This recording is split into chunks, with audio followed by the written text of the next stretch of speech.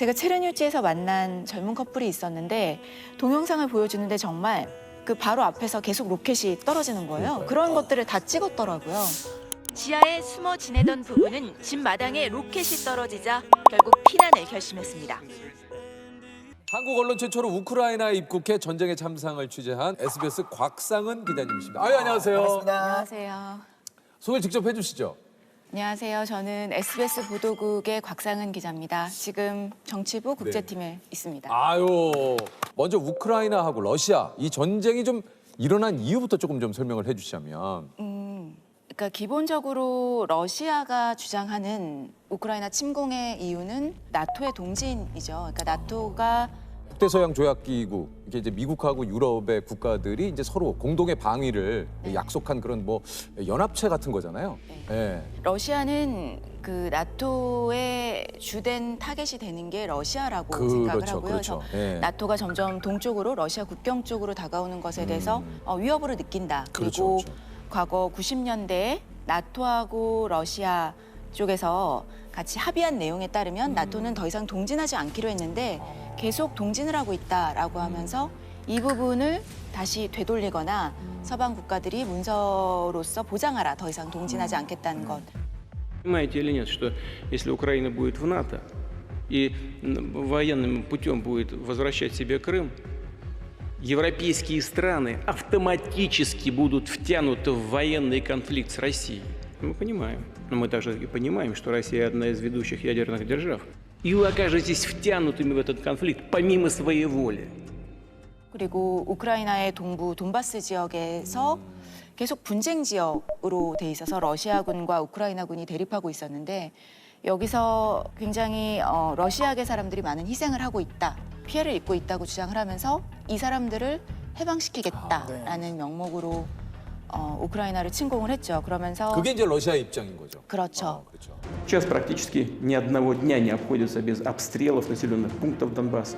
Убийство мирных жителей, блокада, издевательства над людьми, включая детей, женщин, стариков, не прекращаются. Вам говорили, что я прикажу наступать на Донбасс. Хотя вопросы есть. И очень простые. Стрелять в кого? Что бомбить? Заметьте, я говорю сейчас на русском языке. 두 나라의 전운이 감돌다가 지난 2월 24일 러시아가 우크라이나를 침공을 했습니다. Мною принято решение о проведении специальной военной операции. Ее цель – защита людей, которые на протяжении 8 лет подвергаются издевательствам.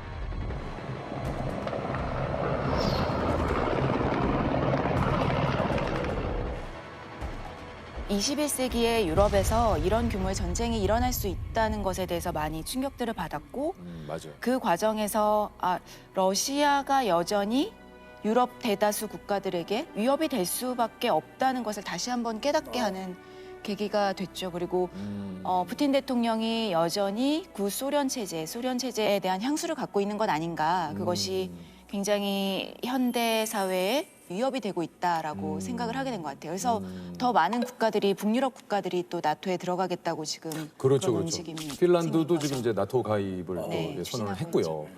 전쟁 발발 후에 바로 취재를 가신 겁니까? 저희가 전쟁이 나기 며칠 전에 첫 번째 선발대 팀이 출발을 했어요. 그리고 전쟁이 나고 나서 가겠다고 의사를 표명한 기자들 중에서 제가 일단 2차로 가게 됐죠. 가게 되신 거예요. 네. 직접 지원을 하신 겁니까? 지원하지 않는 기자는 보낼 수가 없어요. 이게 근데 그 여권법이 있어가지고 우크라이나로 바로 들어가지는 못하셨어요. 네, 맞아요. 그때까지만 해도 외교부가 그 여행 금지 국가로 지정을 하고 나서 가족이 우크라이나에 있는 그런 교민들조차도 다시 우리가 들어가는 것을 허락하지 않는데 언론도 절대 허락해 줄 수 없다. 이런 입장을 고수하고 있었어요. 기자님이라도 함부로 들어갈 수가 없는 거군요. 현행법 위반이 그렇죠. 되니까요. 네. 현행법 위반. 그것 때문에도 많은 이슈들이 현재 있고요, 맞죠? 네, 그래서 처음에는 그러니까 저희 취재가 우크라이나와 국경을 맞댄 나토 회원국들이죠. 폴란드나 루마니아 국경지대로 많은 우크라이나 피난민들이 몰려오고 있었어요. 그래서 그 사람들을 취재하기 위해서 국경지대로 가게 됐고요. 근데 제가 가서 보니까 우크라이나 부주지사가 와서 인터뷰를 하는 거예요. 그러니까 나토 회원국들 루마니아 국민들한테 감사하다 하고 인터뷰를 하고 다시 또 우크라이나로 들어가는 거죠. 그래서 피난민들이 나오는 루트뿐만 아니라 우크라이나로 들어가는 루트도 이 정도라면 안정적으로 통행이 가능한 거 아닌가라고 생각을 해서 그때부터 이제 얼마 정도의 거리가 걸리는지 그리고 만약에 체르니우지에서 긴급한 상황이 되면 어떻게 나토 회원 국가로 빠져나올 수 있는지 대피를 이런 해야 것들을 되는지. 그런 것들을 사전 취재를 해서 외교부의 설득 작업에 들어간 거죠. 네, 제가 지금 있는 이곳은 우크라이나 남서부에 위치한 도시 체르니우지입니다. 우크라이나 취재 계획과 경로를 정부에 전달한 지 약 보름 만에 최대 2박 3일 동안 취재를 진행할 수 있는 허가증을 발급받아 전쟁 발발 후 한국 언론으론 처음으로 우크라이나 땅을 밟았습니다. 루마니아 쪽 국경을 넘자 무장 군인들이 지키는 우크라이나 국경 검문소가 눈에 들어옵니다. 작정을 하고 마음을 먹고 갔지만 이게 전쟁 상황이고 말 그대로 미사일이 또 언제 떨어질지 모르는 그런 상황인데 좀 걱정되지는 않으셨어요? 그러니까 우크라이나의 어떤 지역도 미사일 발사의 위험에서 안전한 지역은 없어요. 없죠. 그러니까요. 하지만 예, 예. 지상군끼리 교전을 벌이는 지역들은 또 아니거든요. 그래서 예를 들면 돈바스라든가 마리우폴 같은 데는 지상군이 들어와서 시가전이 벌어지고 총격전이 벌어지고 그래서 뭐 부차나 이런 곳에서 굉장히 대량 학살이 벌어지고 이런 지역은 아니어서 사실은 많은 분들이 굉장히 걱정해 주셨는데 제가 아니었어도 아마 다른 사람들도 그렇게 했을 것 같고 먼저 들어가게 된 것뿐이지 다른 기자들도 지금 계속 들어가고 있고요. 그래서 뭐 이게 사실 뭐 가장 이 힘든 상황에 계신 분들이 이제 우크라이나에 계시는 진짜 네. 우크라이나 국민 여러분들과 도움을 주시기 위해 가신 많은 분들이 또 진짜 그곳에서 노력을 또 하고 계신데 우크라이나 국경 지역인 루마니아 시레트에 도착을 했을 때 당시 상황은 좀 어땠습니까? 제가 그날 밤에 도착해서 아침 일찍 촬영을 나갔는데요. 이른 아침부터 피난민들이 정말 끊임없이 들어오고 있었어요. 그래서 우크라이나는 지금 특별한 사정이 없는 한 건강한 성인 남성들은 국경을 벗어날 수가 없어요. 동원령이 내려져 있기 때문에. 그래서 대부분의 국경을 넘는 사람들이 아주 어린 자녀들을 손을 잡고 오는 어머니들, 어린 손자, 손녀들을 데리고 나오는 할머니, 할아버지들 이런 분들이세요. 근데 루마니아 국경을 넘는 순간 굉장히 한편으로는 우크라이나를 벗어났다라는 것에 대한 안도감 그리고 동시에 거기에 남편, 아들 그렇죠. 그리고 아버지를 두고 왔잖아요. 내가 안전한 곳에 왔지만 마음까지 편할 수는 없는 거죠. 그런 그렇겠죠. 굉장히 네. 복잡한 신경들을 가지고 있었어요. 어. У мене душа вмирає, чесно. Дитина це відчуває. Наш наш тато, наш дідусь, брати всі лишилися там. Мій чоловік зараз в Україні, він в Києві, і там дуже страшна зараз ситуація. Але він там. 우리 거기 계신 분들하고 좀 이야기를 또 많이 나눠보셨을 것 같은데 네. 어떤 이야기들 좀 하시던가요? 전체 출장 기간을 따지면 한 달 넘게 있었는데요. 그렇군요. 생각나는 분들이 되게 많이 있어요. 네. 제가 체르뉴지에서 만난 젊은 커플이 있었는데 동영상을 보여주는데 정말 그 바로 앞에서 계속 로켓이 떨어지는 거예요. 그러니까요. 그런 것들을 다 찍었더라고요. 지하에 숨어 지내던 부부는 집 마당에 로켓이 떨어지자 결국 피난을 결심했습니다. 근데 그분 같은 경우는 알고 봤더니 와이프가 만삭이었고 그리고 본인은 이틀 뒤에 군대에 들어오라는 입영 통지서를 받은 상태였어요. 젊은 남성이었기 때문에. 폭발을 가까스로 피해 이곳에 도착했지만 남편은 이틀 뒤 입대하란 징집 통보서를 받았습니다. I am not scared to fight against these occupational militaries, but I am very scared for my wife. 아내는 현재 만삭, 낯선 도시에 혼자 남아 아기를 낳아야 합니다. My husband leaves me. I don't know anyone here. I need to change my life completely. 담담하게 인터뷰를 이어가려 애쓰던 부부는 끝내 취재진 앞에서 서로를 안고 오열했습니다. 그리고 제가 루마니아 들어갈 때 만난 아프리카에서 직업을 갖고 일을 하다가 고국에서 전쟁이 났다는 얘기를 듣고 직장을 그만두고 다시 고국으로 싸우러 들어가는 오데사의 시민분 인터뷰했었는데요. 참전을 앞둔 그의 눈빛에선 두려움이 읽히지 않았습니다.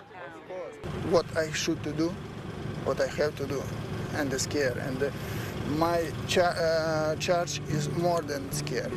That is why.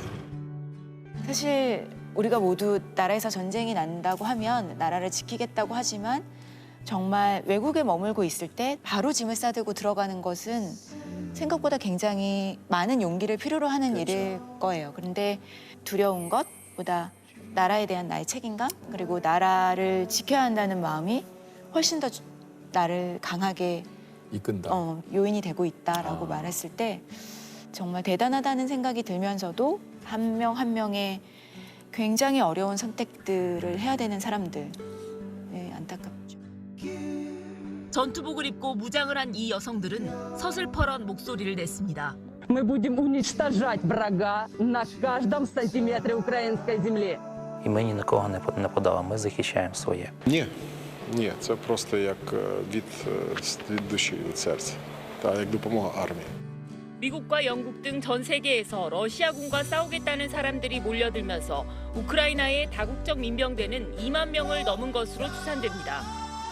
그분들이 공통적으로 기자님에게 좀 전하고 싶은 메시지가 있다고 그래요.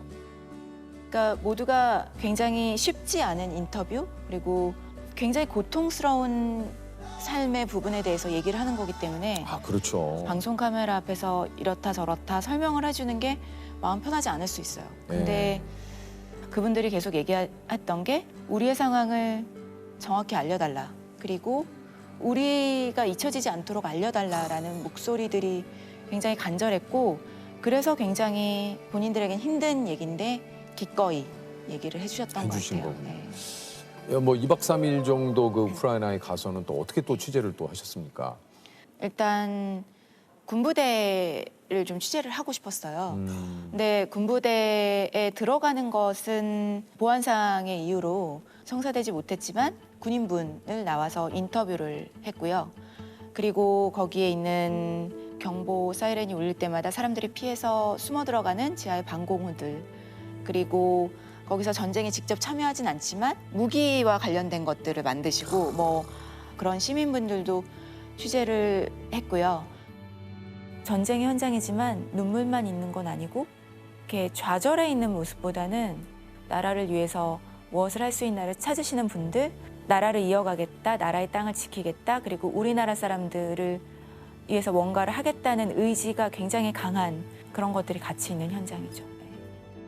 뭐 사실 그 우크라이나에 계신 많은 그 분들도 그렇고 저희들도 이렇게 바라는 건 빨리 이 전쟁이 조금 끝나고 진짜. 이게 각자의 좀 일상으로 돌아가는 게 진짜 누구나 바라는 거 아니겠습니까? 네, 진짜 그런 날이 좀 빨리 왔으면 좋겠습니다. 어서 빨리 왔으면 좋겠어요, 정말. 저도 그 뉴스를 통해서 봤습니다만 이제 국경 지역에 있는 뭐 루마니아나 이제 폴란드에 계시는 그 시민분들이 이렇게 따뜻한 차를 이렇게 뭐 오신 분들에게 좀 나눠주시거나 이게 또 폴란드였나요? 그 많은 분들이 그 유모차를 굉장히 많이 이렇게 두셔가지고 혹시 아이들하고 같이 오는 분들이 유모차를 이용할 수 있도록 참 그런 거 보고 정말 이게 그래도 이게 우리 그 전 세계가 이렇게 서로 또 인류애로 이렇게 끈끈하게 또 이어지는구나 이런 생각 좀 들었거든요.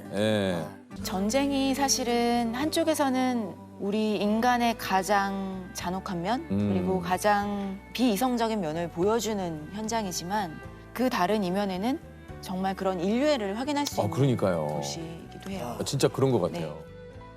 우크라이나에서 이제 돌아오면서 당신들의 이야기를 다시 듣기 위해 돌아가겠다라고 이제 스스로 좀 다짐을 했다고 해요.